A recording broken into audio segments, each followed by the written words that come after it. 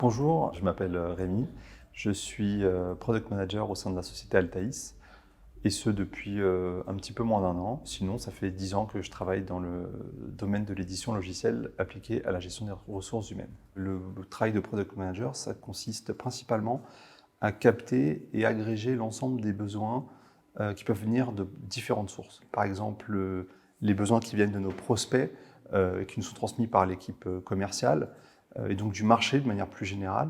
Cela peut être aussi des besoins qui viennent de notre clientèle, de nos utilisateurs, et qui nous sont transmis de la part de nos équipes projet, de nos équipes de gestion du support. Et ça peut être aussi toutes les idées qui viennent de l'interne et qui cherchent un peu à anticiper l'évolution du métier sur lequel on travaille. Donc tout cela est transformé sous la forme de ce qu'on appelle une roadmap. La roadmap, c'est un plan sur 1 an, voire 1 an et demi, qui agrège tous nos projets d'évolution du produit et qui les organise dans le temps. Un des aspects principaux, c'est qu'il y a énormément de relationnel, puisque les besoins viennent de différentes sources, et donc il faut être capable de s'adresser à toutes ces sources, de comprendre leur point de vue, de comprendre la retranscription du besoin qu'ils font, de pouvoir la questionner, et ensuite, il y a une deuxième partie, c'est de pouvoir traduire et transmettre toute cette information à d'autres équipes, qui sont celles qui vont transformer ce besoin en solution logicielle, c'est-à-dire les équipes de développement.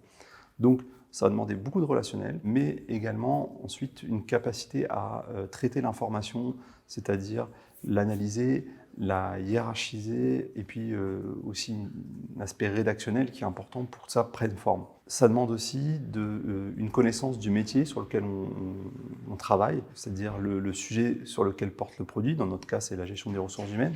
Donc, ça peut être par l'expérience dans le domaine métier, mais ça peut être aussi tout simplement en s'informant, en se documentant, en apprenant. Et à la fin, on doit aboutir quand même une certaine forme d'expertise pour être légitime au quotidien sur ce métier. Parmi les nombreux avantages que je vois à travailler chez Altaïs, il y en a un qui me tient plus à cœur et qui était la raison de ma venue, c'est qu'aujourd'hui Altaïs est toujours dirigé par son fondateur. Et c'est une chose importante pour moi parce que le fait d'avoir toujours la personne qui a créé l'entreprise à la tête de l'entreprise, ça assure que le projet d'entreprise soit toujours notre première préoccupation.